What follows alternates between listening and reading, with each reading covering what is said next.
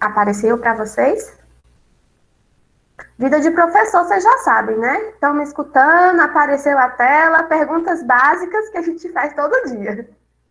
Tá apresentando sim. Boa Oi? noite. Então, bora lá. Boa noite, Lucas. Eu vou dar o play aqui, vou soltar o vídeo para vocês, tá? É só uma reflexão mesmo para a gente começar aqui. Você já escalou uma montanha alguma vez na vida? Se a resposta foi não, você errou. Isso mesmo, errou. Ser professor é como subir uma montanha por dia. A questão aqui é como você anda escalando. Assim como as montanhas, cada sala de aula apresenta um desafio diferente ao professor. Precisamos nos familiarizar com a trilha. A cada nova aula, consultar a previsão do tempo e saber se podemos ou não avançar e qual o calçado ou a roupa mais adequados. Não se esqueça de que escalar sozinho pode lhe trazer um desgaste desnecessário. Por isso, procure as melhores companhias e sempre mantenha a boa comunicação. Na mochila, carregue apenas o que vai lhe ajudar e não leve pesos desnecessários. Esqueça as dores, foque na vista da montanha. Respeite o seu tempo e os seus limites. Às vezes é necessário parar para descansar, mas parar não é desistir. Respeite a natureza, a sua e a de todos que o cercam, mas nunca, nunca desista. A cada trilha, um novo aprendizado. E quanto mais alta a montanha, mais bonita é a vista. Ao longo das trilhas, você vai ver que existem os melhores instrumentos e alguns que deixam a jornada muito mais tranquila. Te convido a deixar de lado o medo e escalar uma montanha comigo. Juntos, vamos enxergar um melhor horizonte. Vem aí, Jornada Professor do Futuro. Enxergue novos horizontes com tecnologia e mão na massa em suas aulas. Pronto, agora eu volto aqui. Eu quis criar uma temática para esse nosso momento, né? E a temática que eu achei foi que nós, professores, nós escalamos uma montanha diariamente, né? Todo dia, quando a gente busca novas técnicas, quando a gente tenta aperfeiçoar, quando a gente encontra as dificuldades no caminho, a gente vai ali cada dia vencendo um desafio e enxergando novos horizontes. Por isso, lá quando a gente começou o grupo, eu coloquei uma pergunta para vocês: quais eram os desafios e as recompensas que vocês viam, né? E muitos me responderam que era ver o brilho no olho dos alunos, que era ver um aluno alcançando outros patamares, né? E tudo isso faz a gente brilhar também, faz também o nosso olho brilhar. E a gente está aqui para começar a trilhar nesses 4 dias uma nova e simbólica pequena montanha. Nós vamos aí descobrir ou desvendar algumas coisas sobre o universo da tecnologia, da computação na escola, da robótica educacional. Rosana colocou aqui, ver os alunos engajados, isso é muito legal. Para mim, não tem preço quando os meninos pedem para a aula não acabar. É a melhor parte para mim. Ah, tia, não termina a aula, não. Aí meu coração chega e aquece. Os alunos engajados na aula é muito recompensador, de fato, é. Mas vamos lá, né? Eu vou me apresentar aqui, tem muita gente nova. Eu vou compartilhar aqui uma outra tela com vocês.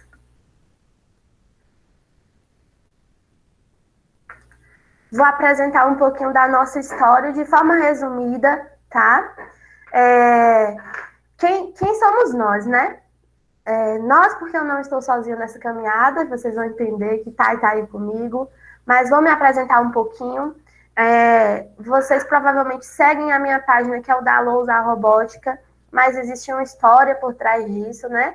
Lá em 2015, quando eu ainda era estudante de graduação, eu sou formada em engenharia de computação, eu comecei a estudar, eu fiz estágio na área de robótica educacional, e então eu comecei a estudar e me aprofundar mais em robótica educacional, e ali eu descobri que eu poderia utilizar a minha formação em tecnologia e, ao mesmo tempo, fazer uma coisa que eu já gostava muito, que era ensinar. Então, eu me apaixonei desde então pela robótica educacional. Quando eu me formei em 2016, eu já fui, pelo próprio coordenador do meu curso, indicada para uma vaga de professora de robótica. Assumi essa vaga em 2017 e desde então eu venho atuando como professora de robótica. Ainda em 2017 eu comecei a, de fato, fazer parte de um grupo de pesquisa, estudando sobre a robótica. Em 2018 eu ingressei no mestrado em ensino e pesquisei robótica educacional na educação inclusiva. A minha pesquisa foi voltada para isso também, para a educação inclusiva com a robótica educacional.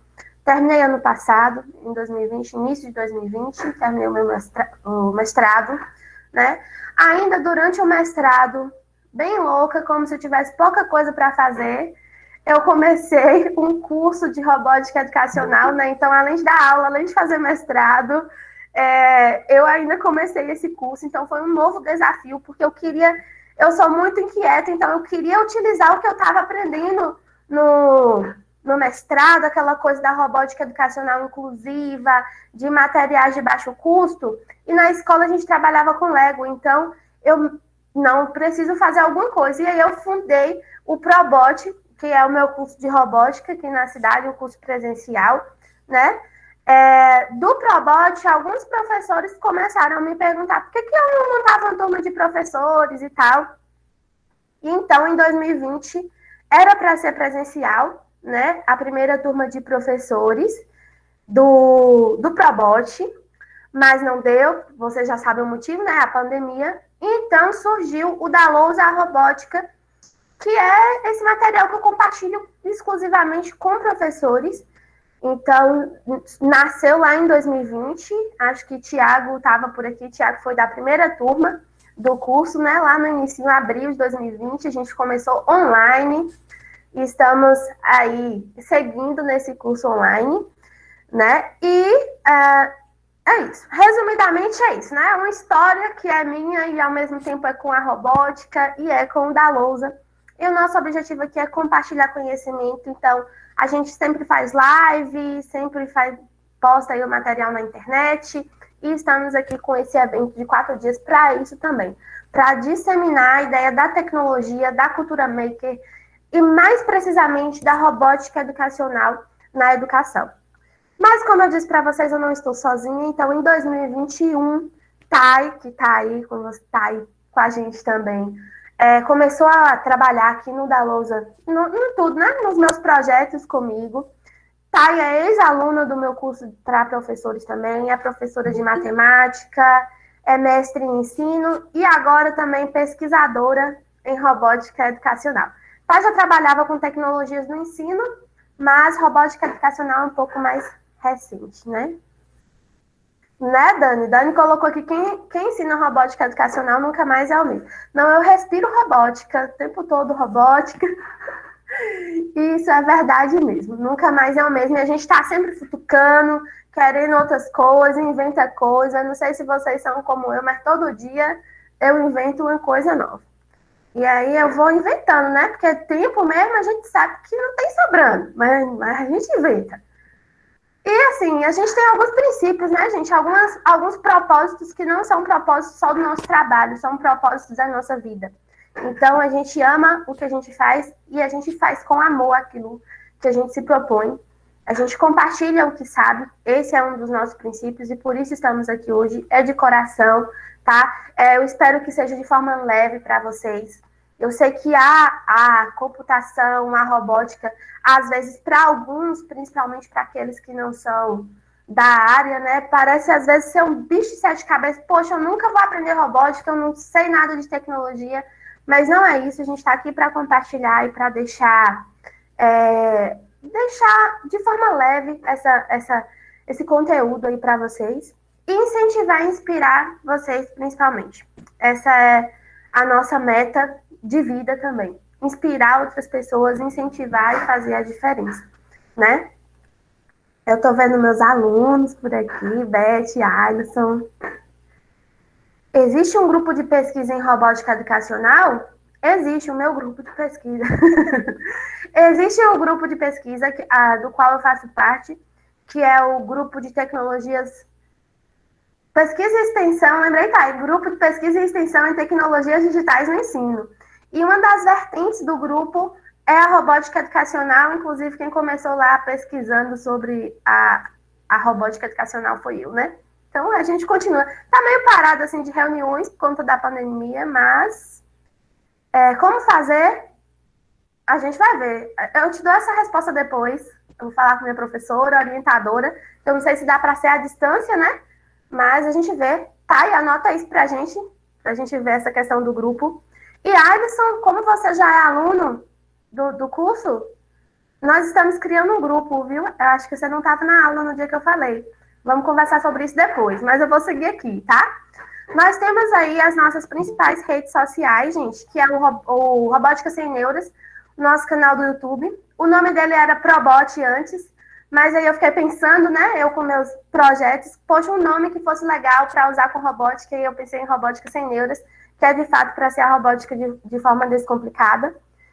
O nosso Instagram da Lousa Robótica, o Robótica Sem Neuras e o Probot Edu, e o Facebook é o da Lousa Robótica. E vamos seguir então. Nesses 4 dias que nós estaremos juntos aqui,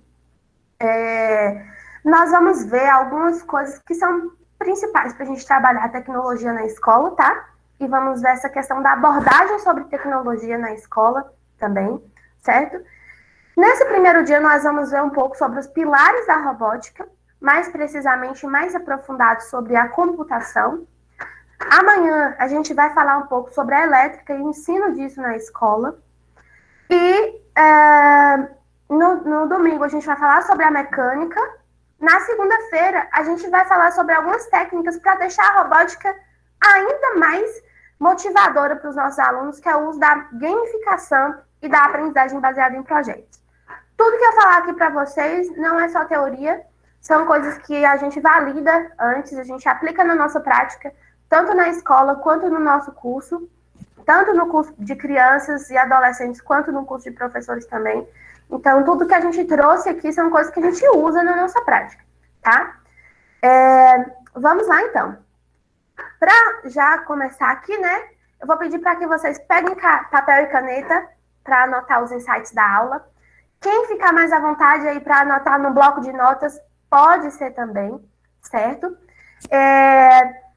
Eu digo, vocês precisam anotar, porque eu falei para vocês, né, que nós teremos um e-book ao final da nossa jornada. Então, quem participar aqui dos 4 dias, quem conseguir assistir todas as aulas, vai ganhar um e-book. Nosso e-book tá muito lindo, gente. A gente fez com muito carinho. Só que para ganhar um e-book, vocês vão precisar responder uma pergunta para mim no mesmo questionário da lista de presença, que é quais foram os seus insights dessa aula. O que você aprendeu, o que você pensou, o que você relembrou. Então, vai anotando aí que quando a gente passar a lista de presença, você só copia e cola os seus insights, tá? Até mesmo perguntas que você se fez ou que você quer fazer e tal. Os insights, enfim. Então, anote tudo que você vai precisar passar isso pra gente depois para resgatar no final o seu prêmio, que é o e-book, tá? Então, vamos lá. Vamos começar a nossa jornada da informática na educação. Informática na educação, a gente ainda usa esse termo, informática. Recentemente, eu fui convidada para prestar uma assessoria para a escola e a diretora me falou isso. Eu quero montar um currículo de informática na educação.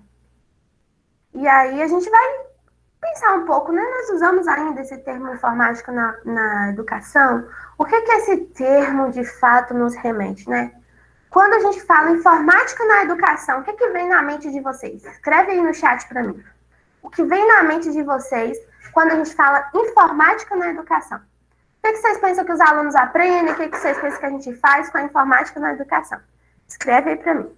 Laboratório de informática, uso do computador, jogos, ensinando pacote Office, essa é boa, Word, Excel, e-mail, jogos, mais uso do computador. Isso aí. Quando a gente fala em informática, na minha cabeça, assim, né? Eu já fiz curso técnico em informática também, mas em senso comum, informática geralmente é ali aprender a digitar um texto, usar o computador, né? Fazer ali alguma coisa do pacote Office, uma planilha, alguma coisa do tipo, né? Só que informática na educação não é só isso. E sabemos que não é só isso, né? embora exista aí um senso comum, a gente sabe que informática na educação vai muito além disso. E aí, né, a gente tem um tema que não é atual. É um tema que já é, lá do século passado, que tem muito tempo. Então, o tema de informática na educação, ele vem ali para a gente, meados, principalmente, né? Pode vir um pouquinho antes, mas meados dos anos 60, da década de 1960. Então, vem muito aí, a gente teve Freire falando, né, da computação, da informática na educação, do uso do computador pelos alunos, né? E falando nessa história de década de 60, do uso de computador para os alunos, a gente tem um nome dentro da robótica, que é o principal nome, que é Seymour Papert. Eu coloquei aqui até circuladinho para vocês, que é o nome de Papert. E por que Papert, né? Papert, ele era um visionário, né? Então, Papert, ele foi ali um tempo orientando de Piaget, coisa pouca, orientando de Piaget. E ali ele estudou com Piaget um tempo sobre a aprendizagem das crianças, né? Como as crianças aprendem. A gente já sabe daquela teoria de Piaget, dos estágios da aprendizagem e tal. E aí, depois que ele voltou lá da orientação com Piaget, ele ficou pensando, né? Como que as crianças vão aprender, né? Por que as crianças não poderiam aprender a partir do concreto, não apenas em uma etapa da vida, mas para além daquilo? Sempre utilizar o concreto, os objetos para aprender, né? Então, ele fala muito dessa ideia de concretude do uso de objetos.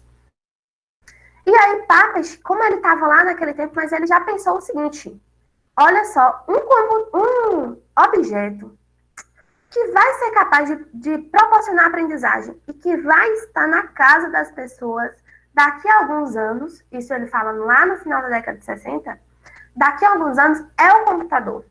Então, por que a gente não usa o computador para ensinar as crianças, né? Nesse processo aí de ensino e aprendizagem. E aí, desde que Papert começou a pensar em utilizar o computador para ensinar as crianças, começaram, então, sair os primeiros artigos, as pesquisas, né? Logo ali no início da década de 70, a gente teve aqui no Brasil as primeiras pesquisas de informática, do uso da informática na educação, certo? E aí, gente, a gente fala muito disso, né? Dessa evolução da informática na educação, da computação e tal. E a gente tem um termo que chega pra gente, que é o termo nativos digitais. Quem já ouviu esse termo? O termo nativo digital, a gente fala muito hoje. As crianças já nascem sabendo mexer na tecnologia. As crianças já nascem no mundo da tecnologia. Mas será que elas realmente sabem o que elas estão fazendo? Será que elas realmente sabem como utilizar a tecnologia? Ou só está utilizando por utilizar, né? Em algum momento desse slide aqui, eu não sei se é o próximo, mas será que as crianças e nós utilizamos a tecnologia ou nós somos utilizados por ela? Né? Vamos pensar nisso? Porque assim, isso aqui, ó, Cleane colocou aqui, faz de modo intuitivo. Faz de modo intuitivo. A gente superestimou muito as crianças e adolescentes, os nativos digitais, e a gente levou um baque aí durante a pandemia.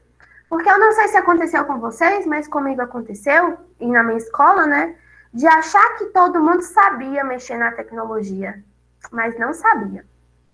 Eles não sabiam mexer, eles sabiam utilizar, né, alguns aplicativos, redes sociais, mas enviar um e-mail, meu Deus do céu, até hoje eu não sabia para enviar um e-mail. Então, assim, muitas coisas, a Dani falou que na escola dela, assim, muitas coisas, né, eles não sabem fazer. Então, até onde vai esse termo de nativo digital, de as crianças saberem utilizar de fato a tecnologia? E como é que essa tecnologia ela tem que ser utilizada, principalmente quando a gente fala sobre a tecnologia na educação, né? Sabemos de fato utilizar e usufruir da tecnologia, ou a gente está só se enganando? Então vamos começar a pensar nisso. E aí, como a tecnologia digital vem sendo utilizada nas escolas? Eu quero que vocês me respondam aí no chat. Como a tecnologia digital é utilizada na escola de vocês? O que é que tem de tecnologia lá? Qual é o acesso que os alunos têm? Me contem aí. Vamos ver como é que tá aí as escolas do Brasil. Deixa eu fechar essa janela aqui que tá frio. Me contem aí. Eu dei aula para as escolas da periferia que não sabem digitar. É isso aí mesmo. Não sabem digitar, os meninos não sabem não. Não sabem fazer um texto. Todo o trabalho novo que a gente tem que passar, a gente tem que incluir o ensino, né, do uso do Word, o uso do bloco de notas, alguma coisa para que eles consigam usar, né? Me falem aí, como que está sendo utilizada a tecnologia na escola de vocês? Tem 2 computadores sucateados e eu estou utilizando atividades desplugadas. Ótimo, Cleane, começou recentemente. Na escola de Fernanda não tem nenhum acesso, utiliza apenas atividades mão na massa, com materiais de baixo custo, desplugado também. A maioria dos professores ainda não é letrada digitalmente até o ano passado. A Dani já utiliza aqui, ó, fazemos presencial, foi anotado. Dani também já ensina robótica, né, Dani? Elefante branco na escola. Temos uma plataforma. Certo. Pronto. Podem ir me falando aí. Comecei a colocar o Lab de Informática em funcionamento ano passado. Muito show. Ó, para você ver.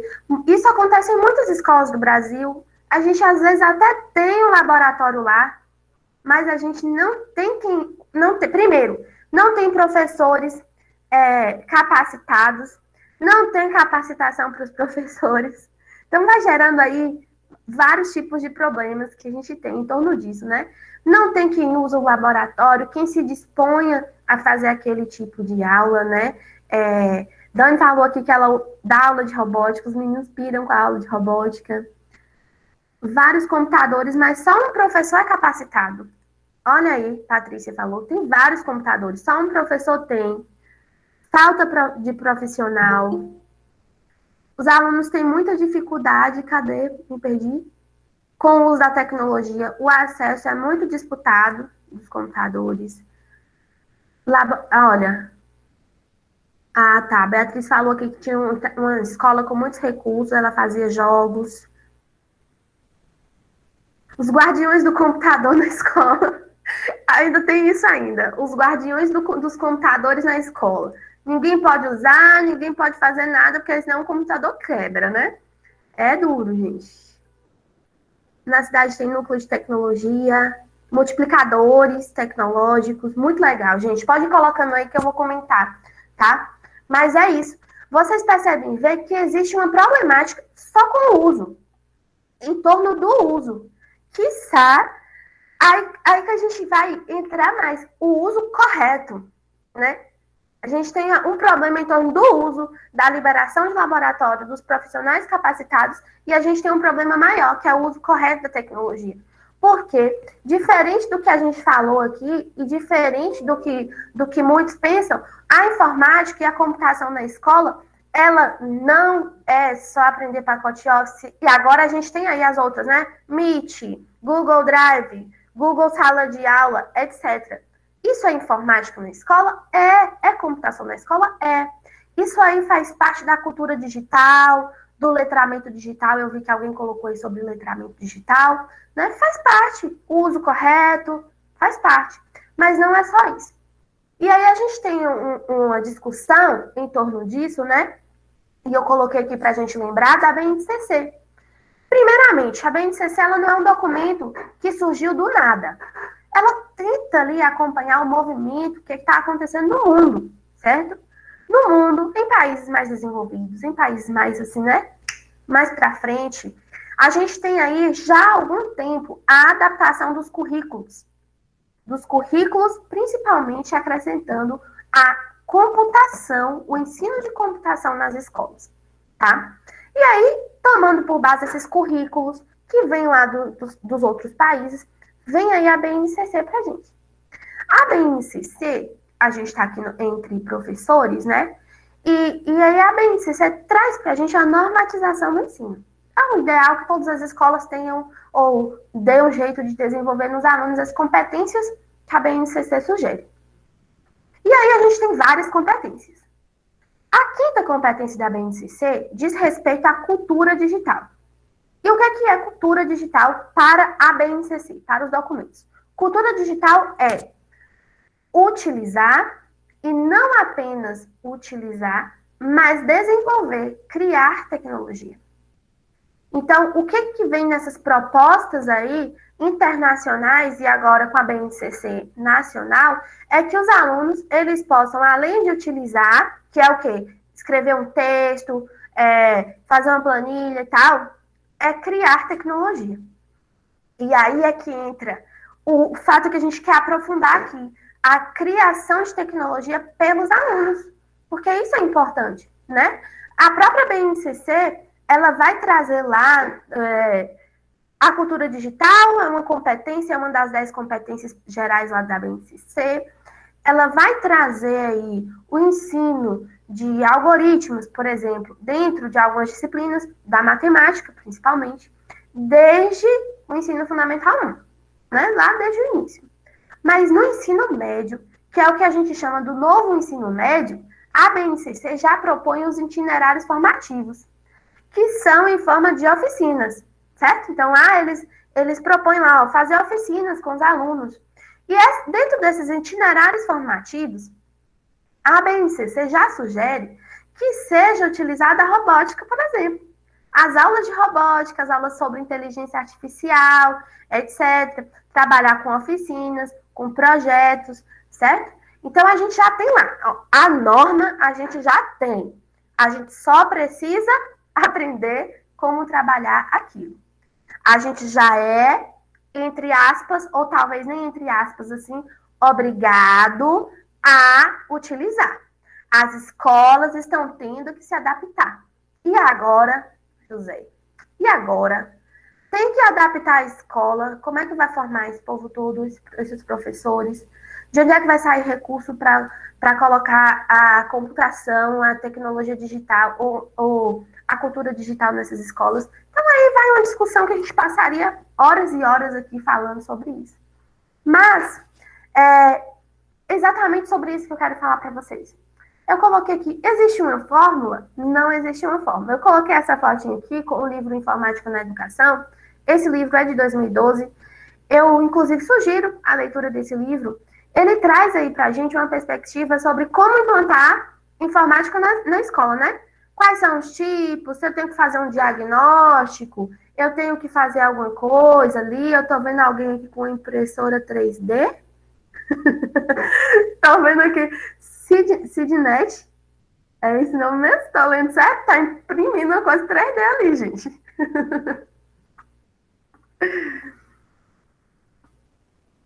Pronto, vamos seguir aqui. Vamos seguir aqui. Olá. Sou o Rian, né? E tô achando muito legal. E vamos lá participar, né? Aprender. Hoje eu brinco de misturar a impressão 3D com a pintura, com madeira. A gente faz uma mistura louca aí. Ah, que legal. Muito massa, muito massa. Depois você mostra pra gente mais. Eu vou querer saber mais disso aí depois. Muito massa. Vamos lá, então, gente. Eu acho que ficou aberto aqui. Aí, agora foi. Vamos lá. Então, existe uma fórmula? Não existe uma fórmula, mas existem caminhos que a gente pode seguir, certo? Existem ali alguns caminhos que a gente pode trilhar, algumas montanhas, né, que a gente pode seguir. Então, esse livro já é uma sugestão que eu deixei para vocês, tá? Ele fala muito assim, por exemplo, como montar um laboratório, qual é a melhor estrutura e tal, como fazer ali para fazer um diagnóstico da escola para implantar a tecnologia, para implantar a informática, é muito legal. Tem alguns depoimentos e tal, mas falando de fórmula, a gente não tem fórmula, mas a gente tem princípios, a gente tem teorias por trás disso. Então, vocês estão lembrados que eu falei lá no início de Papert? Papert, ele foi lá, sugeriu o uso do computador e tal.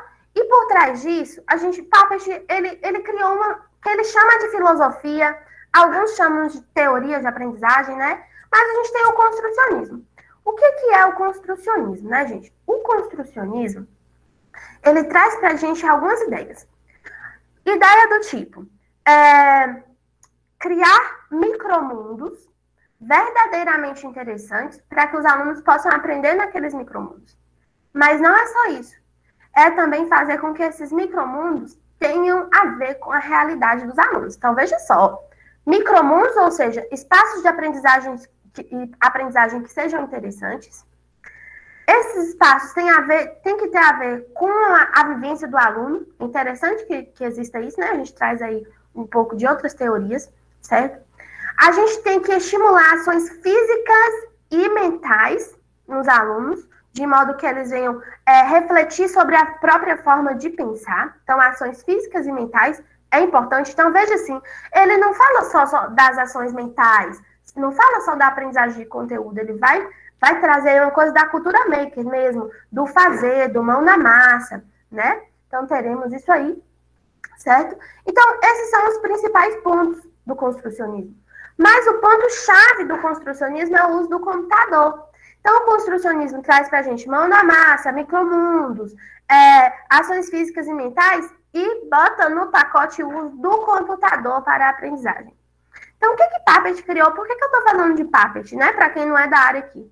Papert, ele criou o ambiente logo.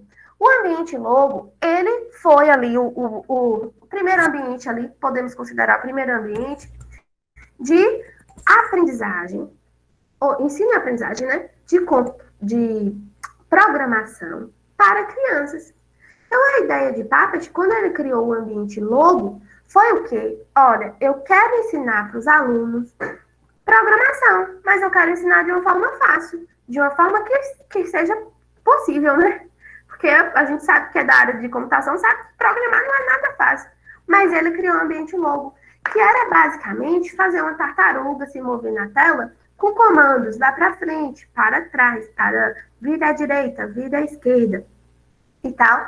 E ele desenvolveu esse ambiente logo, que a princípio era todo no computador.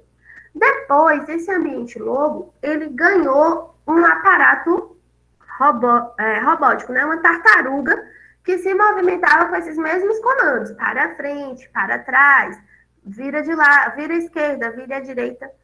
E ele também, além de querer ensinar programação para as crianças, ele queria que as crianças aprendessem geometria e matemática, tá? Então, como assim aprender geometria e matemática? Ora, Papert era matemático. Então, ele queria o quê? Que as crianças conseguissem fazer desenhos, que elas conseguissem ver em tempo real o objeto se movimentando, fazendo desenho, sabendo onde errou e consertando o erro. Então, quando a gente fala do uso da computação nessa proposta de construcionismo, da ideia de Papert, é o quê?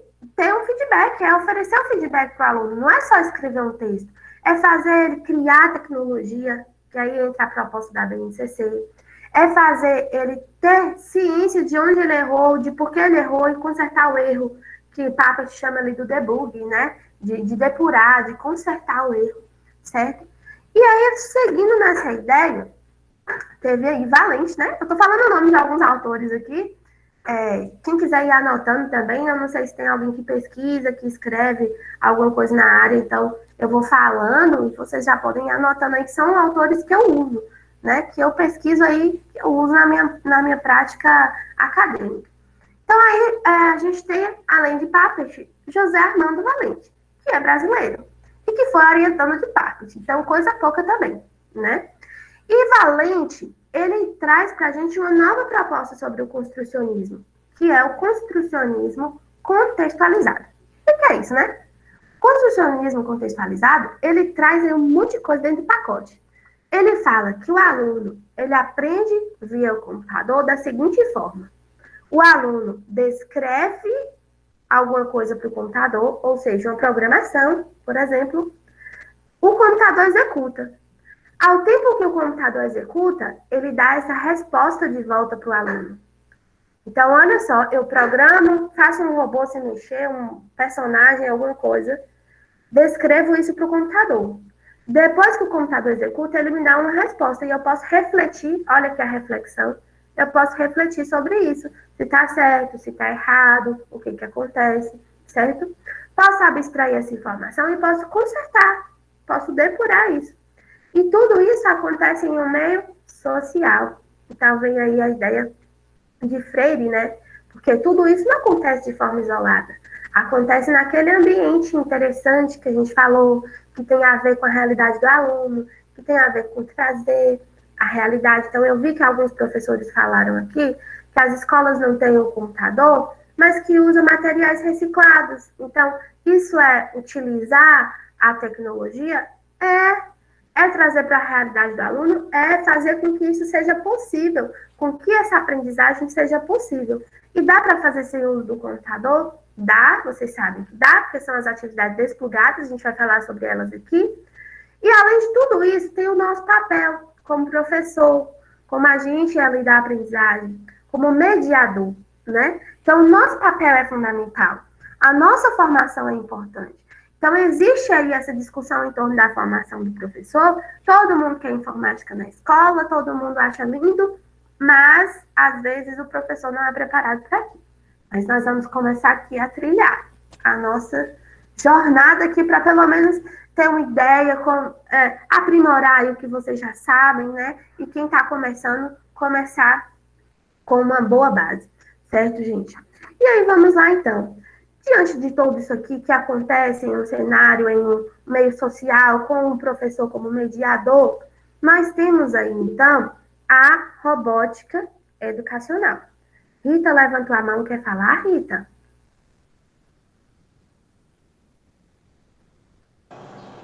Quero não, obrigada. Estou só ouvindo. Desculpa, bati a mão, deu no lugar errado. Tá? Nada, tranquilo, tranquilo.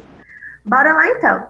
Então, gente, a gente tem no meio disso tudo, de todas essas ideias aí, da computação na escola, do construcionismo, dos micromundos interessantes, tudo isso junto no pacote, a gente tem a robótica educacional, que é o meu xodózinho, tá? Então, o que é a robótica educacional? Eu, Railane, considero a robótica educacional como uma metodologia de ensino. Então, alguns chamam de ferramenta, alguns vão falando aí que é um ambiente, né? Um ambiente rico, é um ambiente que proporciona ali a montagem dos aparatos robóticos, mas eu considero isso mais, eu considero a robótica mais, eu considero como uma metodologia de ensino mesmo, que tem um ambiente, lógico, e que é uma ferramenta, mas é uma metodologia. Por quê? Porque nós podemos utilizar a robótica para ensinar coisas que vão além da robótica, além da computação. Então, a gente ensina matemática, português, geografia, história, inglês, tudo isso utilizando a robótica. Então, por isso que eu acho que a robótica é um meio para ensinar alguma coisa. E por isso eu chamo de metodologia, certo? E aí, o que tem que ter nessa metodologia? Primeiro que a gente tem que ter um ambiente, né? Um ambiente que proporciona aquela aprendizagem. Um ambiente que tem ou não computador, a gente vai ver que dá para fazer sem computador. Um ambiente que deve ali para trabalhar com a mão na massa, com o aprender fazendo, né? Desenvolver protótipos com e sem o uso do computador. Então, dá para utilizar, dá para fazer. E isso é a robótica educacional, tá? A robótica, ela é muito rica e dá para fazer, de fato, muita coisa. A gente vai ver aqui que dá para fazer muita coisa. E como podemos utilizar a robótica na escola, né? Como é que a gente utiliza? Quem tem recurso, às vezes tem os kits, né? Algumas escolas têm os kits da Lego, como na minha escola, uma das escolas que eu trabalho tem. A de Dani, que eu conheço, que já acompanha o trabalho de Dani, tem também os kits da Lego. Mas a Lego, a gente sabe que é uma realidade que não é próxima da maioria das escolas do Brasil. Não é próxima, a gente não pode ter. E foi por isso também que eu comecei a fazer meus projetos, né? Sem Lego, porque eu sabia que Lego não podia ter, nem eu podia ter em casa, eu que era professora e trabalho. Imagine os alunos, imagine uma escola que a gente chama de escola de bairro, né? Escola pequena, uma escola pública, não tem. Então, a gente tem que fazer com o que pode, né? Então, a gente vai pensar a robótica dentro de 3 pilares: a mecânica, a elétrica e a computação. Então, quando a gente for pensar em ensinar robótica, a gente pode trabalhar com os nossos alunos. Mecânica, o que é mecânica? É tudo que está ligado à parte física, estrutura, montagem, certo? Estou aqui, eu vou aproveitar que está aqui perto de mim. Isso é mecânica. É eu criar peças com os meus alunos, e olha só, papelão, tá? Que tem um motorzinho, mas é a gente criar a parte física. Isso é a mecânica. Elétrica é o quê? Eu ensinar para os meus alunos que para um robô de verdade, um robô de fato funcionar, tem que ter eletricidade nele. Então, os meus alunos, mesmo os mais pequenininhos, de 5 aninhos, né, tá? A gente tem uma turma que é de 5 anos. A gente ensina para eles elétrica. E eles aprendem, viu? Mais rápido que nós. E lembram na outra aula o que é melhor. Porque os maiores, às vezes, nem lembram na outra aula que a gente falou. Os pequenos, eles lembram. Eles sabem o que é. E a gente vai trabalhando ali, lógico, que de forma mais lúdica e tal, mas eles aprendem o que é eletricidade. Então, a gente trabalha com o pilar da elétrica. E, finalmente, com o pilar da computação, que é o nosso tema de hoje. A gente vai falar sobre elétrica, mecânica e computação nesses dias da nossa jornada. E hoje vamos falar de computação, certo? Eu vou dar uma olhada, vou dar uma pausa para olhar aqui o chat, que eu tô vendo que tá subindo as conversas, eu não tô conseguindo acompanhar. Thay, vai para mim separando algumas falas para eu responder no final, tá bom, Thay? A Cleane falou aqui que talvez devido à tecnologia ser contemplada na BNCC de modo transversal, de modo a não ser uma disciplina obrigatória, se torna um empecilho a formação de professores e na aquisição de equipamentos, como uma sala maker. As escolas particulares possuem a disciplina como vitrine, e as escolas públicas, por vezes, nem podem ter. Falou e disse. Falou pouco, mas falou bonito. É isso mesmo, Cleane. É isso que acontece. As escolas particulares, às vezes, usam a robótica para fazer o marketing.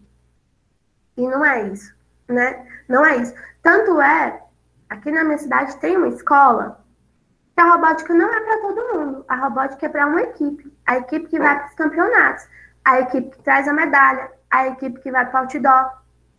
Então, fica ali, às vezes, desvalorizado aquele tipo de trabalho, né? Às vezes tem, mas é pago. A robótica é paga por fora. Eu, Railane, sou contra. A robótica ela tem que fazer parte do currículo dos alunos. O mundo está mudando, o mundo não é mais o mesmo. As competências que os alunos tinham que ter antes, agora, já é tudo ligado à tecnologia. Então, aí é o que ela falou. É transversal, é uma coisa transversal. Mas, por enquanto, porque, por exemplo, em outros países já é obrigatório, tem que ter lá no currículo, desde o equivalente ao ensino fundamental 1. E no nosso vai ser assim também. E as escolas já estão se adaptando. Tem que se adaptar, gente, porque como é que a gente vai formar esse pessoal para o futuro do trabalho, né? Como é que a gente vai formar esses futuros trabalhadores se não for obrigatório? Aí vai ter sempre aquela questão social, né? Aquela questão que uns podem e outros não podem. Mas isso eu tenho fé nisso, que isso vai mudando aos pouquinhos, já está mudando. A gente só tem que arregaçar as mangas, e nós como professores principalmente, né, arregaçar as mangas de fato.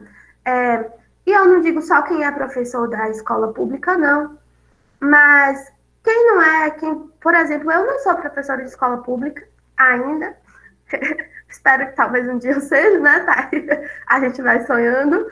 Mas eu faço pesquisa em escola pública.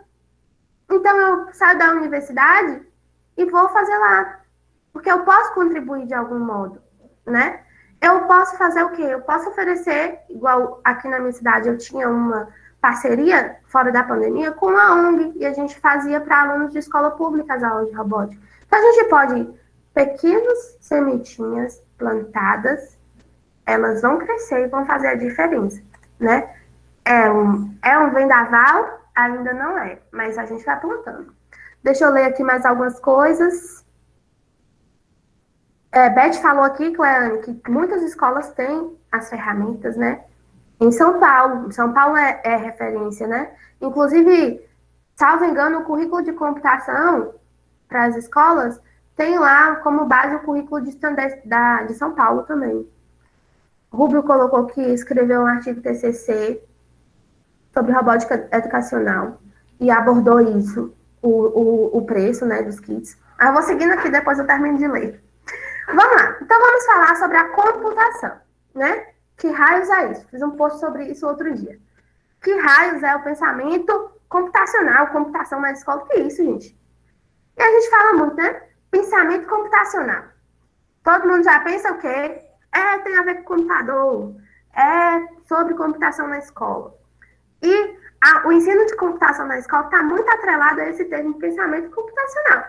Talvez seja porque o nome pensamento computacional traz o computacional e todo mundo pensa que aquilo está atrelado ao uso do computador. Mas nem sempre está. E por que eu estou falando de pensamento computacional aqui? Porque está lá na BNCC para a gente. A gente precisa trabalhar o pensamento computacional com os alunos. E não é de hoje que a gente precisa, não. É de muito tempo. Por quê? Porque o pensamento computacional não é o uso do computador na escola. São estratégias de pensamento para resolver problemas.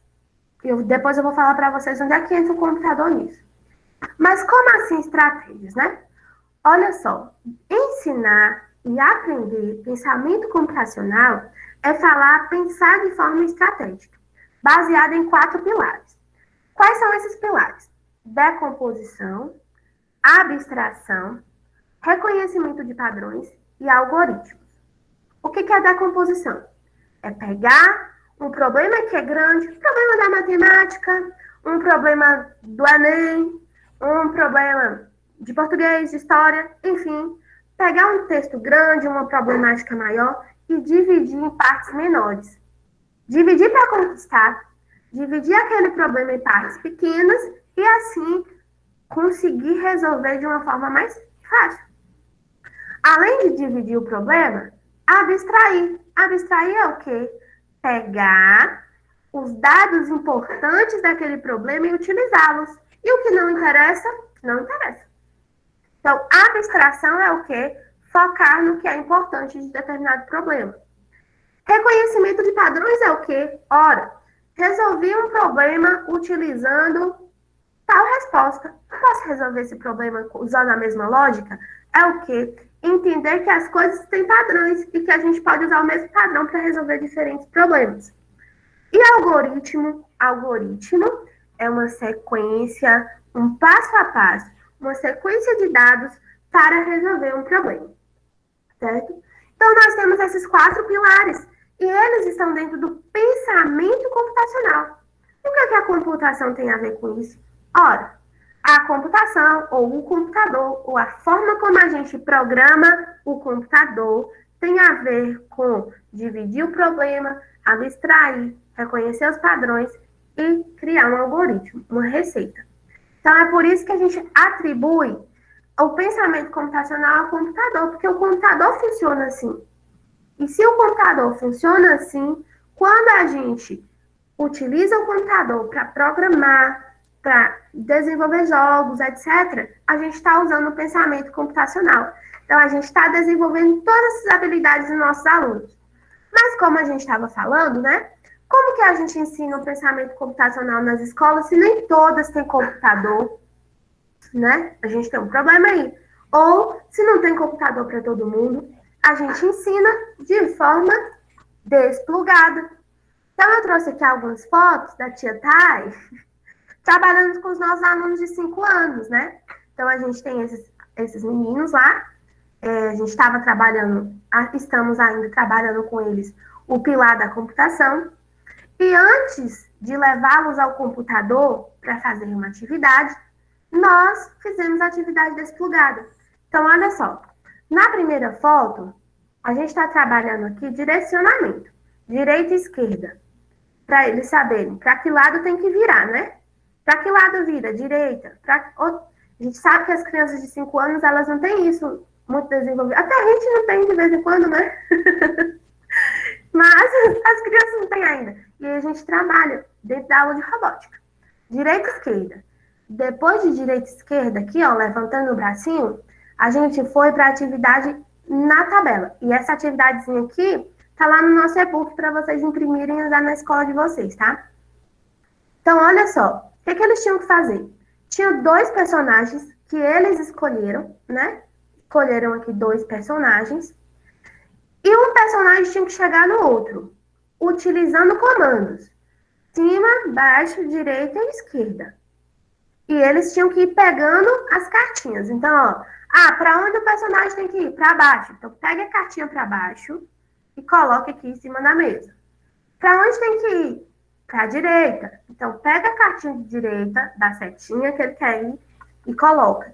E aí, eles foram criando caminhos. E eles fizeram isso muito rápido. Eu achei que eles iam demorar, não demoraram não. Eles fizeram numa agilidade e na mesma aula a gente conseguiu ir para o computador com eles. Eu esqueci de colocar aqui a foto do computador. Mas no computador a gente fez uma atividade parecida, utilizando uma ferramenta que eu vou mostrar para vocês hoje. E direita, esquerda, para cima e para baixo, e eles, ó. Aí entrou o quê? Uso do mouse. No início a gente percebeu que eles não tinham domínio do mouse, porque eles estão acostumados a usar, ó, o smartphone, o tablet. Então eles não tinham domínio do mouse. Mas entenderam como era. E aí foi adquirir a coordenação motora. Então, veja só, a gente vai trabalhando aqui, dentro da aula de robótica, utilizando a computação desplugada e plugada, com muitas coisas, com a questão motora, aí vai lá para o que o Papeete falou, das ações físicas e mentais, são muitas coisas que a gente vai trabalhando. São muitas habilidades e competências que a gente vai desenvolvendo no aluno. Então, não tem no currículo obrigatório, como, eu até esqueci o nome de quem foi que falou isso aqui, ela falou, não tem no currículo obrigatório, Cleane, não tem, entre aspas, que a gente coloca ele lá. Porque, por exemplo, no currículo obrigatório da educação infantil, ele tem que desenvolver a coordenação motora, tem que desenvolver esse tipo de habilidade, noção de espaço, né? Aí os professores da educação infantil vão saber até melhor do que eu isso daí. Eu ainda estou estudando e destrinchando as competências e habilidades da BNCC para todas as séries, né? Que a gente vem trabalhando com isso. Mas tem isso lá. Tem, a gente só tem que saber a ferramenta, a metodologia que a gente vai utilizar. Então, a escola que se desperta para isso, né? Se desperta para... Aí a gente fala muito hoje de metodologias ativas, novas metodologias e não sei o quê, e a robótica está aí para isso. A computação na escola está aí para isso, né? Só abrindo aqui um parênteses, já falei isso com os meus alunos na aula, né? Do curso, mas assim, eu fui em uma escola, e lá na escola de educação infantil, e a informática lá é com tablet, né? Tablet não, iPad. Aí, os meninos, eles só iam pra jogar. Eles iam lá jogar. Mesmo joguinho que eles jogam em casa, Baby Buzz, eles estavam lá jogando. E aí, eu fui substituir um professor um dia. Aí eu fui toda empolgada, né? Levei uma atividade desplugada, de pixel art, para eles pintarem, não sei o quê. Gente, os meninos não queriam pintar, não. Eles queriam jogar. Como é que eu vou competir com um jogo que eles jogam todo dia? E aí eu fui fazer recompensa, né? Não, pinta. Vamos entender como funciona a tela de um computador, com pixels. Tá vendo aqui os quadradinhos e tal? E a gente foi entender, né? Foi discutir, mas insistindo, porque já existia uma cultura ali que o uso da informática, que a aula de informática era uma aula que eles podiam se divertir jogando. Mas aí a gente foi quebrando, estamos ainda em processo de quebrar essa cultura na escola para inserir conteúdos dentro disso, né? Para além da utilização dos jogos, né? E aí aqui eu já estou falando do plugado e desplugado. Às vezes o aluno ele só quer usar o computador, mas não é só isso, né? Cleane falou aqui, ó, que em abril ela passou pela mesma questão. Não é só isso. E quem é que cria essa cultura na escola? O adulto, o professor, não é a criança, né? Se a gente cria ali um currículo na escola que, olha, a gente vai aprender aqui a jogar, a fazer um joguinho, mas a gente vai aprender sobre como o personagem se movimenta. Discute isso com eles, por mais que eles sejam pequenos, tá? E aí, além, eu acho que eu coloquei aqui um print das cartinhas para vocês, ó, para cima, para baixo, direita, esquerda. A depender da idade, a gente já pode ensinar em norte, sul, leste e oeste. E aqui a gente tem uma tabelinha com os emojis, né? Para eles irem se movimentando. Essa tabela vem em branco para vocês e vem lá os cartõezinhos para recortar para eles escolherem, né? Eu sempre jogo aqui em casa com minha sobrinha adorou o joguinho, só que ela já tá muito rápida, então tá meio perdendo a graça. Mas ela sempre escolhe assim, olha, isso aqui são as minhas emoções, então hoje eu quero colocar um coração e um abraço. E eu nem tinha falado nada de emoções para ela, ela tem 5 anos. Eu nem tinha falado mas tem lá, os emojis têm as emoções, né, de raiva, de tristeza e tal, e ela percebeu que eram as emoções, aí já vai muito além do que a gente pensou quando a gente trabalhou, né, a gente criou o joguinho. E aí, para falar de atividades desplugadas, eu trouxe aqui esse site para vocês desvendarem depois, né, é o site Pensamento Computacional, ele é resultado de uma pesquisa de doutorado, salvo engano, e lá tem muitas atividades desplugadas, tá? Eu tô com ele aberto aqui, e vou mostrar para vocês rapidinho. Eu falo, né, gente? Eu converso, que é uma beleza. Olha, mas bora lá. Vamos seguir. Isso, esse mesmo, Cleane. Aqui, ó. É esse site aqui. Deixa eu mudar a tela aqui para vocês verem.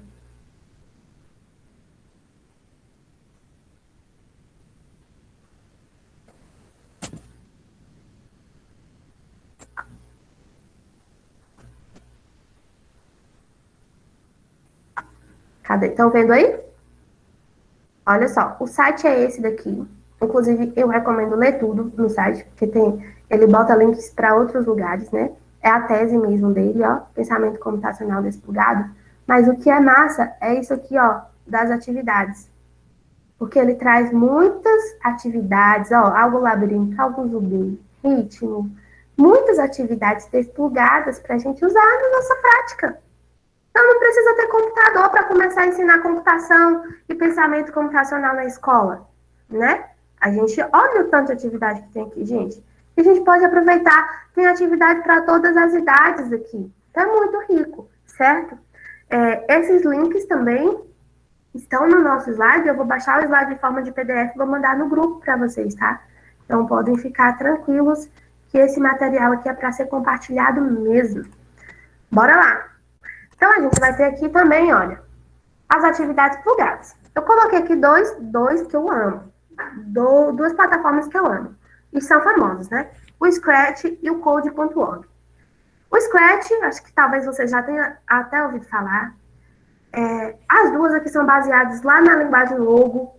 A linguagem, a gente chama de linguagem visual, né? Mas é uma linguagem em blocos, que a gente vai encaixando os bloquinhos para fazer determinada atividade.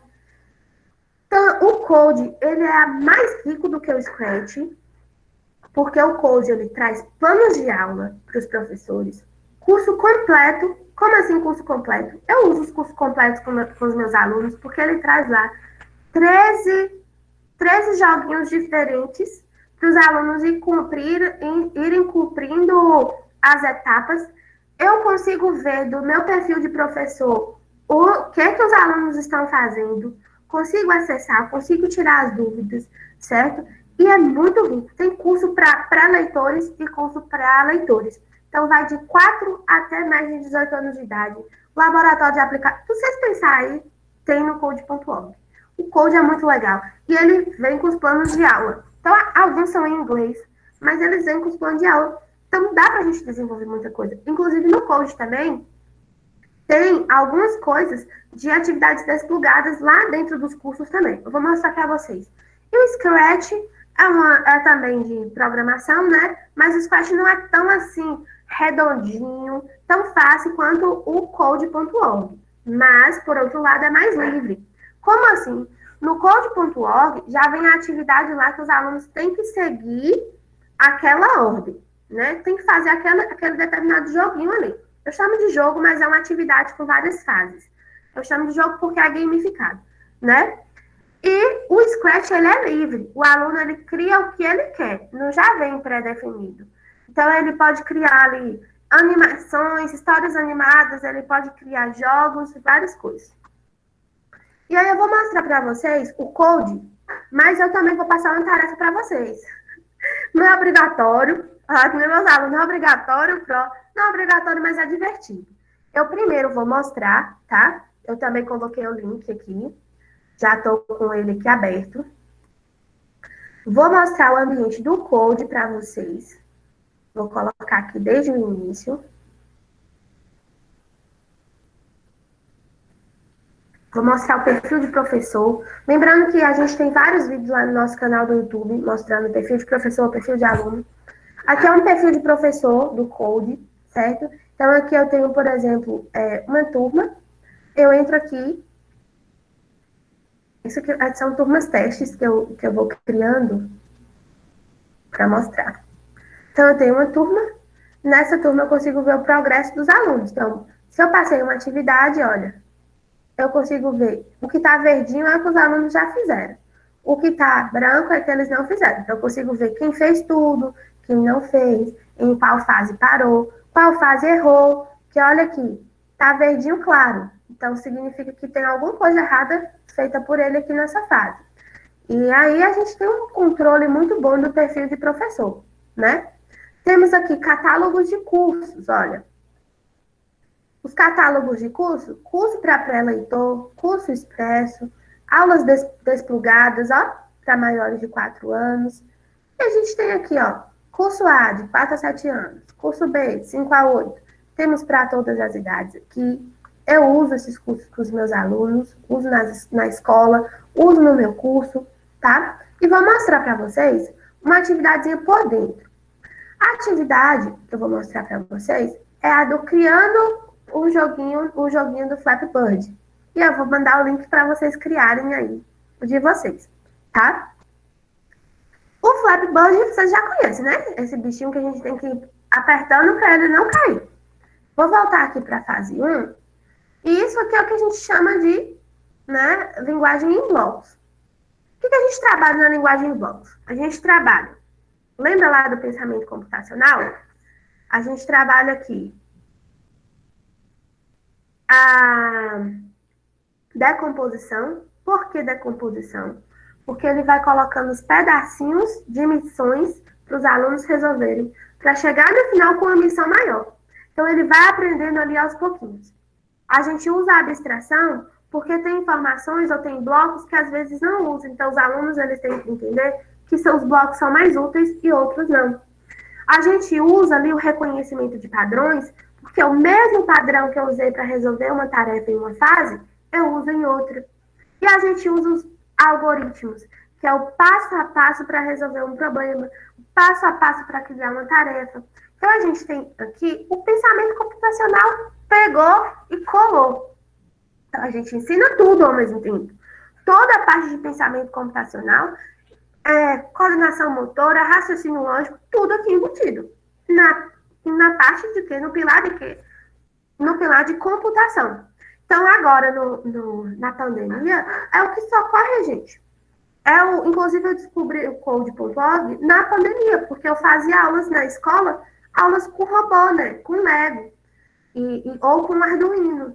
E aí, quando entrou na pandemia, eu falei, Jesus, o que eu vou fazer? Aí, o que eu comecei? A trabalhar com Scratch. Qual é o problema do Scratch? Nem todos os alunos têm computador. E no celular, o Scratch não fica tão bom assim. Aí, fui procurar alternativas. Achei o Code.org, que funciona no computador e no celular. Aí, agora, ninguém tem mais desculpa. Tem que fazer a tarefa. E aí, mesmo quando não tem jeito, de jeito nenhum, a gente coloca a atividade desplugada e aí eles aprendem e desenvolvem a mesma habilidade, só que de forma desplugada. Mas bora lá. Essa fase, ela vem assim, ó. Ela vem zerada. E ele pede aqui em cima, ó, conecte um bloco quando eu clicar e em seguida clique em executar. Então, ó, quando clicar, ou seja, eu estou criando um jogo, quando eu clicar na tela, ele vai bater asas e reproduzir o som. Então, bora ver? Vou executar, ó. Chegou no áudio. Aí ele vai para a próxima fase. Na próxima fase, olha só. já vem duas partes. Olha a decomposição aqui. Uma parte da programação é para ele voar quando clicar, e a outra parte é quando ele perde, quando bate no chão. Então, ó, quando clicar, eu quero que bata asas e reproduza o som de asas batendo. Quando bater no chão, eu quero que apareça fim de jogo e quero que reproduza o som. Deixa eu ver se ele muda aqui. Som triste. Então, bora ver? Ó, vou clicar, tô clicando. Se eu soltar, ele cai. E perde. Aí vai para a próxima fase. Aí vai aumentando. Vai ficando um pouquinho maior. Então, olha. O bloco, quando o jogo começa ou quando executar, permite que você execute o código quando o jogo começa. Defina a velocidade e voe em direção ao alvo. Então, aqui, ó, batasa já tem, reproduza, e eu vou definir aqui velocidade rápida. Bora ver? Olha, aí a tela já entra em movimento, ó. E aí vai, não vou fazer todo, porque é vocês que vão fazer isso daqui, não sou eu não. Vocês vão fazer e vão me mandar um print ou um vídeo, alguma coisa lá no grupo, tá? Eu quero esse grupo cheio de mensagens hoje com os prints como é o nome? Flappy Bird, tá? Eu vou mandar o link para vocês e vocês vão fazendo isso daí. E então, gente, isso aqui é um exemplo de uso do pensamento computacional, do uso da computação na escola e da computação que faz o aluno não só utilizar, mas criar, que é a nossa proposta, que é a proposta da BNCC, é a proposta verdadeira da informática, da computação na escola, e é a proposta da robótica educacional. Então, a gente usa isso aqui no pilar da computação, tá?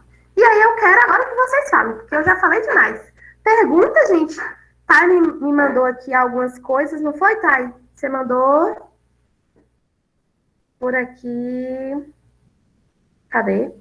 Deixa eu te mandei o nome e o horário que cada pessoa comentou, para ficar mais fácil de você localizar. Tem muito comentário. Certo. E no link aqui embaixo eu mandei a atividade que você colocou agora, a do Code. Certo, beleza. Mas também tem o link no slide. Eu vou mandar para eles também depois. 19h15, Thay colocou aqui um comentário que chamou a atenção dela. Foi de Rosana.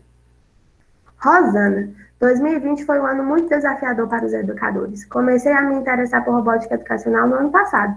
Gosto muito de inovar em suas aulas. E você já está usando, Rosana, a robótica em suas aulas? Ou você está só estudando por enquanto? Como é que tá aí? Depois foi o comentário de Beth. Deixa eu descer aqui.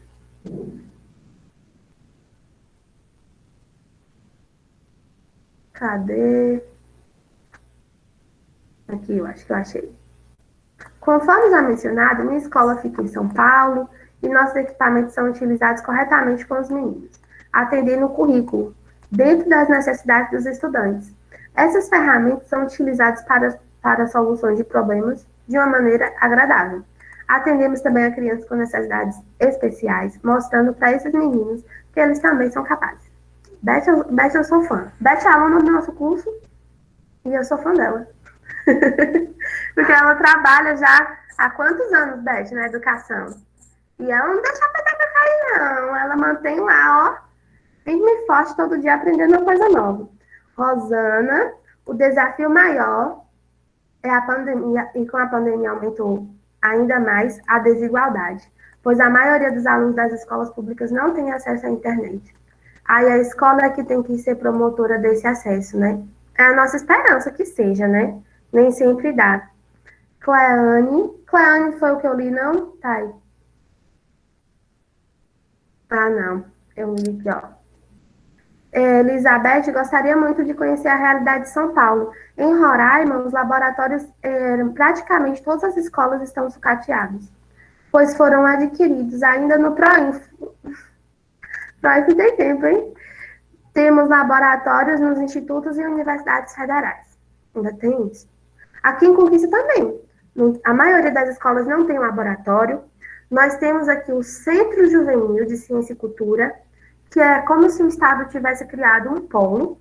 Esse polo recebe alunos que queiram fazer outros tipos de atividades, outros tipos de pesquisa, vai para o centro juvenil, faz lá curso de robótica, curso de programação, curso de história em quadrinhos, tem vários. Mas é no polo. Nem todas as escolas têm essa estrutura, não. Né? O governo está fazendo isso, né? Está criando polos. O que não é bom, devia ter acesso para todo mundo, e não só para alguns, né? Mas são as problemáticas aí do governo. José colocou aqui que pode haver espaço para propor um projeto do ensino de computação. Fiz isso na escola pública em que trabalho e está indo adiante. A gente tem que ter também, né, força de vontade. Eu já vou parabenizar você aqui, José, pelo seu trabalho, porque não é fácil, gente, ser professor, mas a gente não pode desistir, não, porque a gente, é o que eu falei, né? A gente faz por amor e a gente ama o que a gente faz.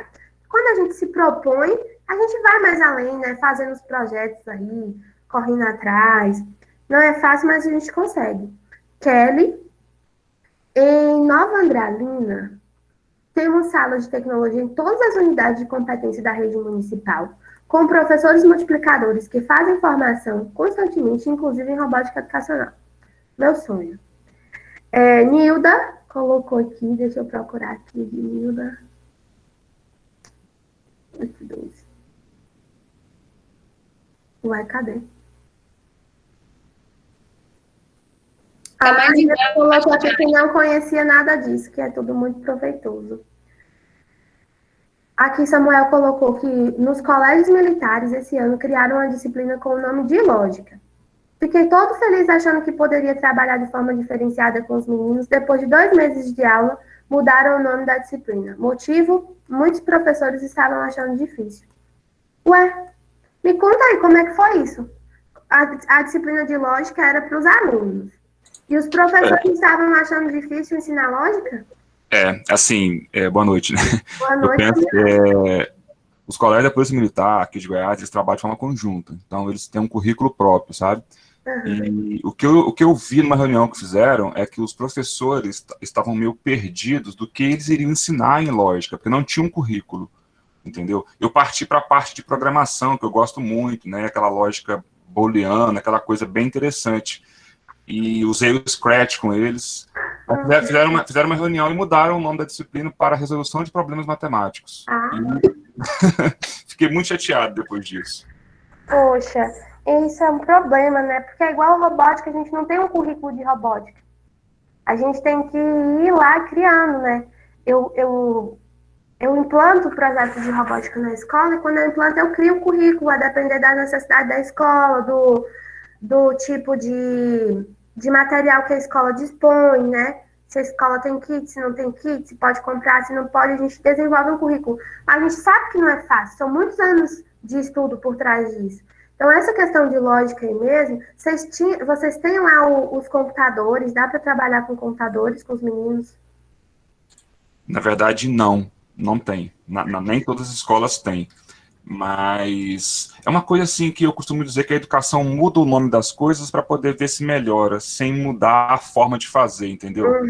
Então eu penso que colocaram a disciplina e depois eles arrependeram. Mas eu gostei da proposta do nome da disciplina, ele é chamativo, né? E eu estava trabalhando com eles, como estava na pandemia, né? Eu estava trabalhando com eles a parte de algoritmo, ali, aquele comecinho e tal, tabela verdade, eu trabalhei. E quando eu estava partindo para a prática, aí eles mudam o nome da disciplina. Mesmo que, pelo que você falou aí, o nome podia até ser pensamento computacional, porque entrava a resolução de problemas não só de matemática, mas de tudo. Poxa, que pena, mas espero que volte, né? Espero que volte a proposta. Tomara. Deixa eu ver o que mais aqui que eu acho. Alisson falou que o sonho dele é poder ajudar crianças de bairros carentes. O meu também, eu não desisti, não. Eu estava lá antes da pandemia, e veio a pandemia, não tem como trabalhar online com esses meninos, né? Porque nem todos têm acesso. Então, o laboratório oferece esse acesso, mas online não dá. Mas eu vou voltar. Estou aí ainda. José colocou aqui que você acha que o trabalho de computação educacional pode chegar a uma introdução dos alunos ao mundo da internet das coisas? Pode e deve. Assim, né? Por enquanto, com os meus alunos, eu faço isso de forma teórica, porque nós já usamos a internet das coisas na nossa vida. Até de chamar um Uber já é a internet das coisas. A gente usa. Ele sabe o que é uma Alexa. Ele sabe. Mas a gente só não tem acesso ainda. Mas, dentro da robótica educacional, a gente já tem plaquinhas. Cadê minha caixinha? Poxa, minha caixinha tá no carro. Minha caixinha que eu carrego. Caixinha de treinada de robótica. Mas a gente já tem uma plaquinha que é a T mais barata que o Arduino, ou até o mesmo preço, que é uma plaquinha de internet das coisas. Ela faz a mesma coisa que o Arduino, mas já vem com o Wi-Fi, né? A ESP, se chama ESP32, eu vou escrever aqui no chat para vocês. Então, a gente consegue fazer os aparatos, né? Por exemplo, LED, resistor, não sei o quê, com material reciclado, como fala, motores e tal, e utilizar essa plaquinha como base. Então, assim, dá para utilizar, dá para fazer, tranquilo aí. Inclusive, você que já trabalha, você já pode começar ali com os meninos fazendo de forma teórica, levando essa discussão, porque eles sabem falar sobre isso, né? Edilane, sou professora de Geografia da Rede Municipal de BH e em 2018 começamos a trabalhar robótica com os kits da PET, robótica educacional. Eu conheço os kits da PET. Eu conheci o kit da PET em 2015 na Campus Party, uma feira gigante que tem de tecnologia. Foi em São Paulo na época e eu fiz lá um mini curso com os kits da PET. É muito legal, mas é caro também. Rita quer falar? Não, acho que abriu o microfone. Gente, me façam perguntas. Podem ficar à vontade para perguntar, para comentar. Vai ler o comentário de Rúbia 2013. 2013. De Rúbio, cadê? Eu quero me inscrever no curso. A gente vai falar do curso e vai ter desconto para vocês. Ó. Vai ter desconto aí. Amanhã, hoje eu falei demais, mas amanhã eu já vou falar para vocês um pouquinho do curso. Porque eu vou liberar um cupom de desconto durante a jornada para vocês entrarem lá. Tem uma dúvida, nossas aulas vão ser de hoje até segunda, Isso. incluindo domingo? Incluindo domingo. Só que aí amanhã, que é sábado e domingo, será no horário de 18 horas. Será mais cedo um pouquinho, para a gente terminar mais cedo um pouquinho também. Mas inclui o domingo.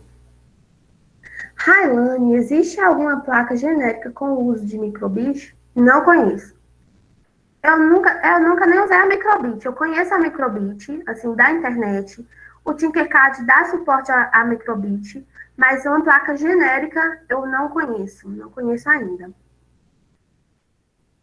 Tem como traduzir os blocos do Flappy Bird? O que a gente viu agora? É o que a gente viu agora, José? Pronto, olha só. Tem como você traduzir a página toda. Eu vou mudar aqui para a página, tá? E aqui embaixo, olha, não sei se você consegue ver meu mouse. Aqui embaixo tem aqui português. O meu tá em português, né? O seu deve estar em inglês. E você vai mudar ele aqui, a linguagem. Ele traduz tudo. O kit PET, ele é tipo um kit da Lego. Só que a estrutura dele é de ferro. O kit da Lego, eu tenho um kit da Lego aqui, nem é meu, é da ONG. E vou mostrar para vocês.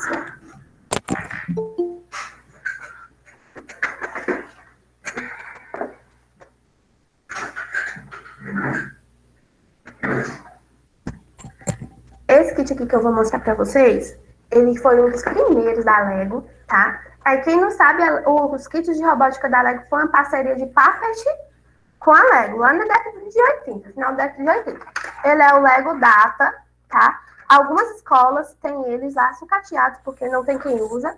Inclusive, esses kits aqui foram doados à ONG por uma escola, porque não tinha quem usava na escola, estava lá jogado, então foi doado, né?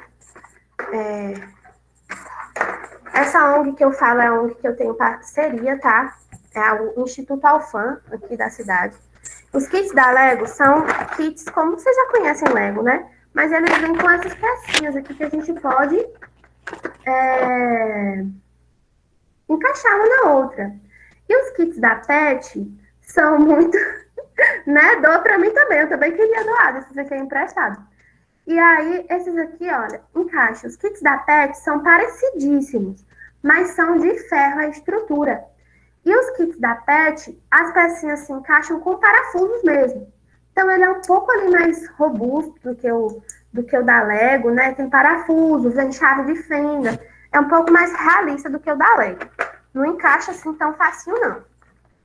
Mas são parecidos, a lógica é a mesma. É um kit, vem um bloco de programação, que é o cérebro ali do robô, que recebe a programação, vem motores, vem sensores, tudo parecido com o da Lego, só é outra marca.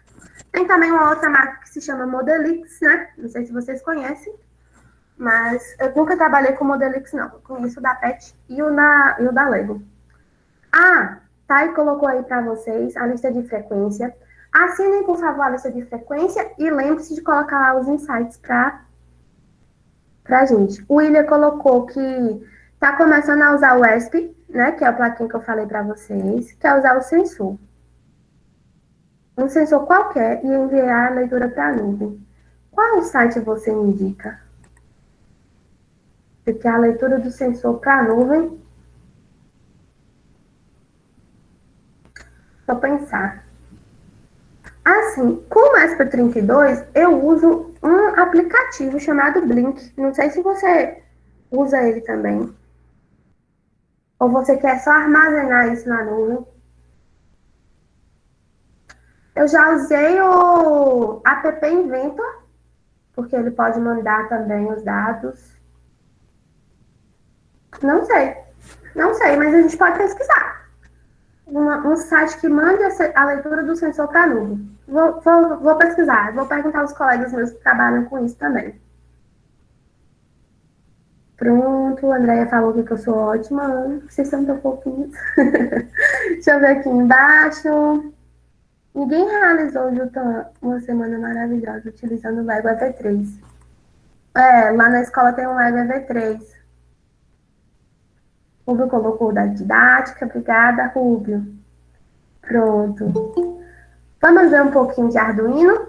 Nós vamos falar sobre o Arduino. Vamos ver um pouquinho. Mas se vocês quiserem se aprofundar, toda segunda-feira tem aula aberta de robótica em nosso canal do YouTube. E lá a gente fala muito sobre o Arduino, tá?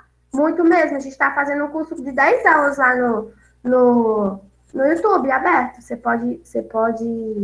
o Arduino é R$60, o Arduino, né? Dá para comprar. Gente, mais perguntas? Qual o nome do canal do YouTube? É o Robótica Sem Neuras. Coloca para eles, tá? Por favor. O canal do YouTube é o Robótica Sem Neuras. Vocês podem seguir lá e tal. Mais perguntas, gente? Mais alguma questão que vocês queiram colocar? Vou voltar a compartilhar aqui minha tela. A escola do meu filho adotou o Astromake. Sim, Astromake é o mesmo que a Dani trabalha e que eu trabalhei também na escola. Mas não só para... Eu teria como usar o kit do aluno sem o material da escola? Não. Não tem. Eu vou responder a pergunta de Elida com um certo pensamento crítico sobre o kit, né? Eu usei o kit Astromake. Ela tá falando de livrinhos. Vou pegar para vocês verem que eu tenho aqui. Peraí, tudo eu quero pegar, né? Peraí que eu vou pegar.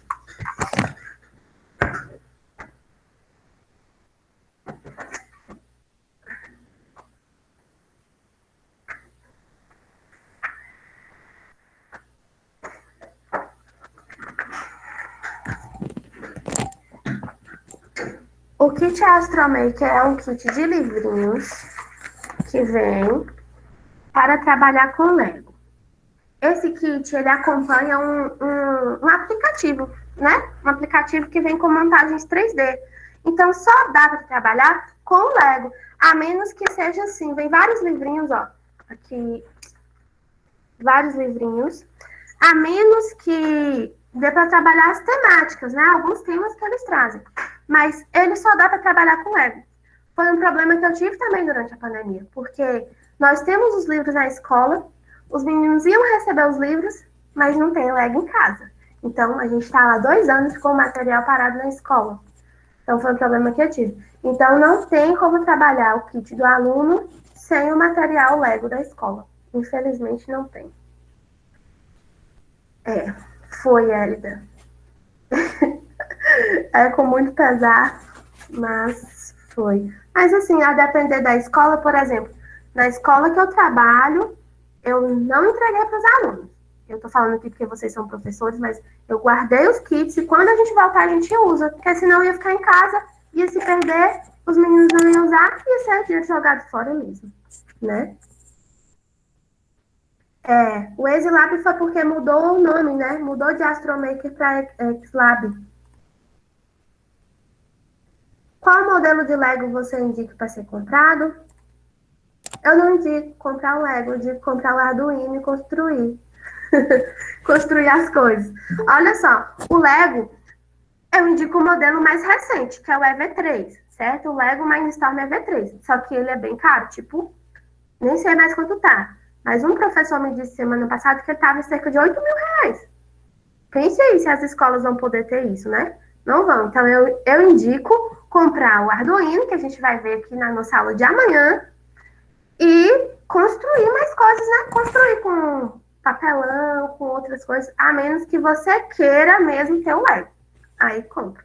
Mas é isso mesmo, ó. Kelly colocou aqui exatamente quase 8 mil cada kit. Quando a escola comprou em 2017, foi 3.200 cada kit. E lá já ficava indignada.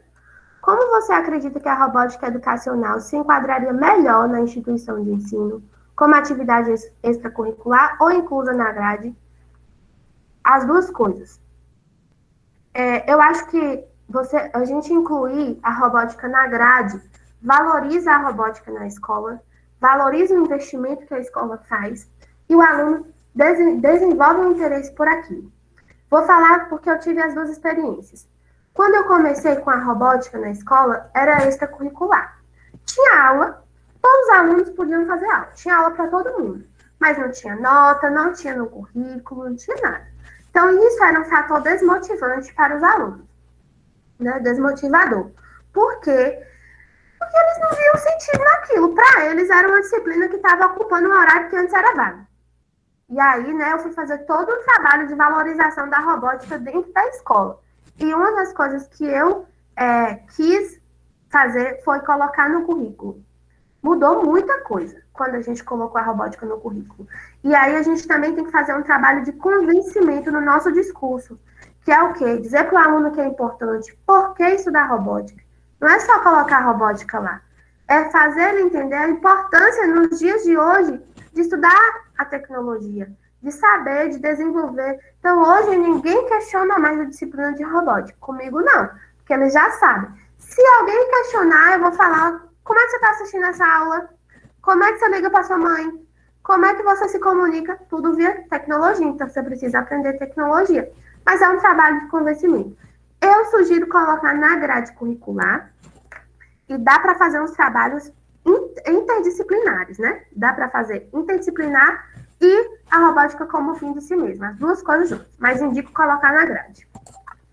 Rubio colocou aqui, porque sempre vem a pergunta, onde está a robótica no currículo? A cultura maker também não compreendem a dimensão educacional. Exatamente.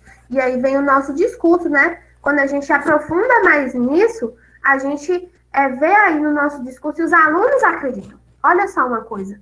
Quando a gente ama o que a gente faz, quando a gente acredita no que a gente faz, a gente convence os alunos de que aquilo é bom, de que aquilo é importante.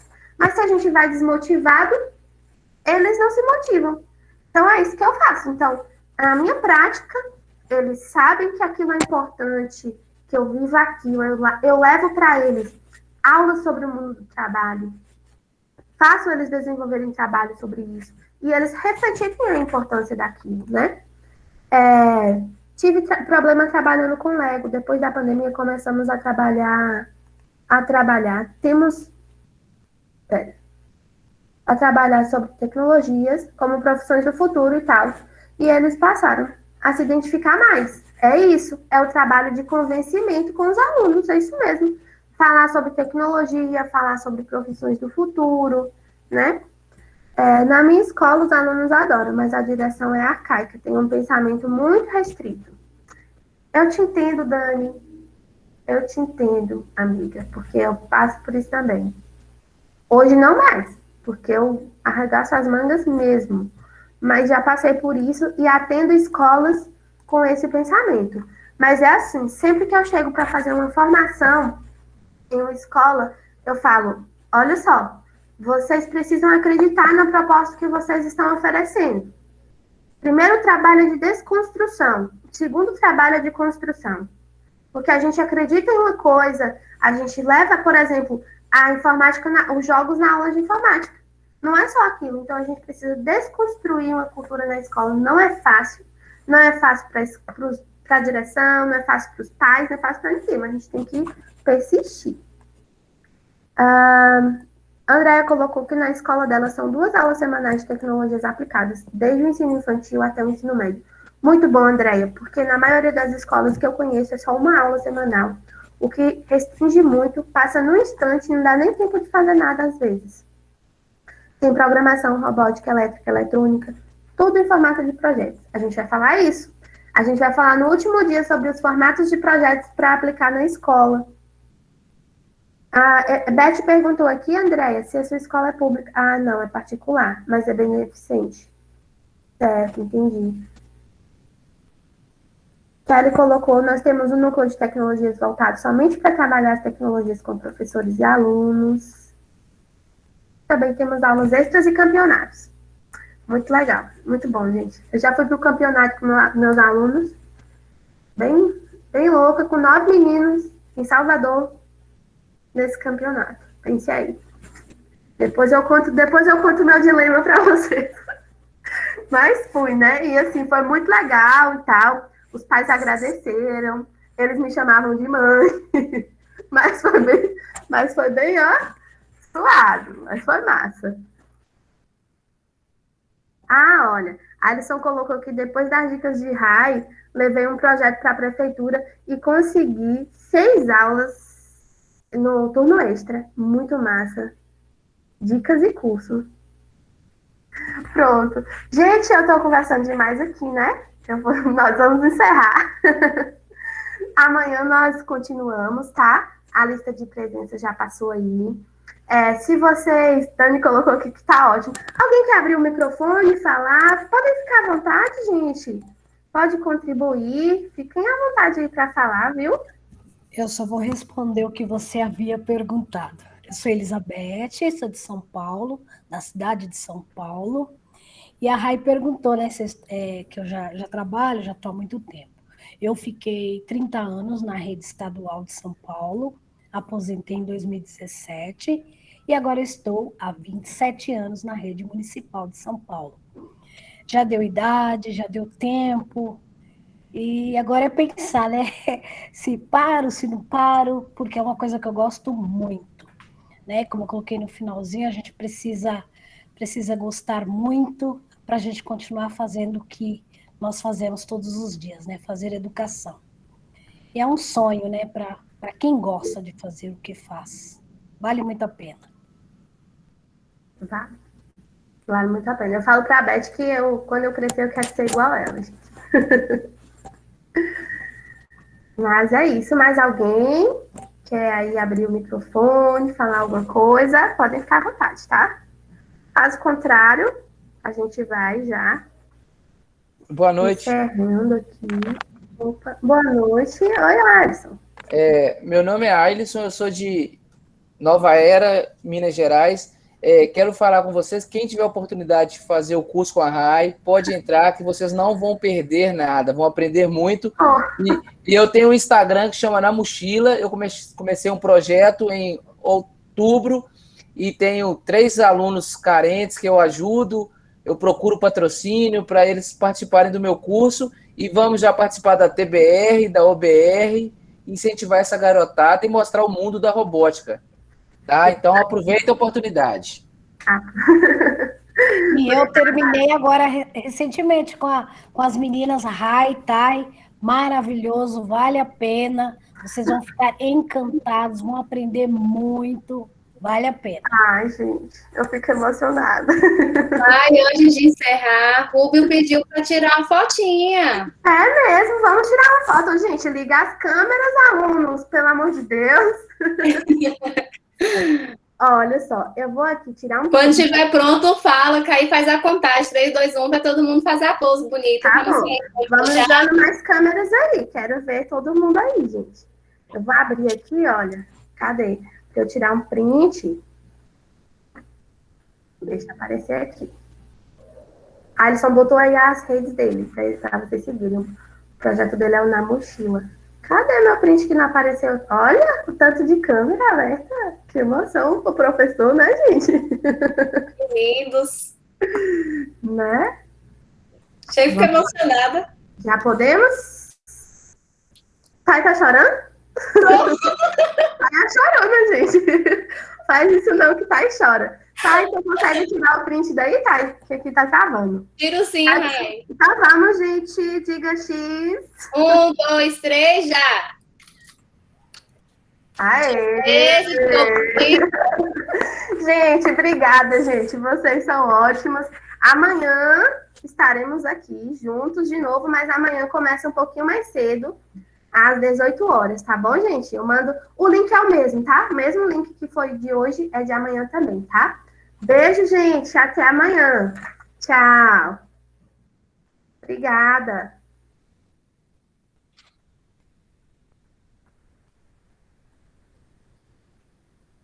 Pode tirar a gravação, Rai.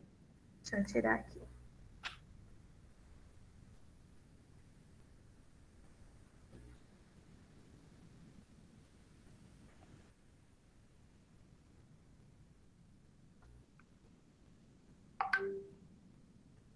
Estou removendo aqui. E aí a gente encerra.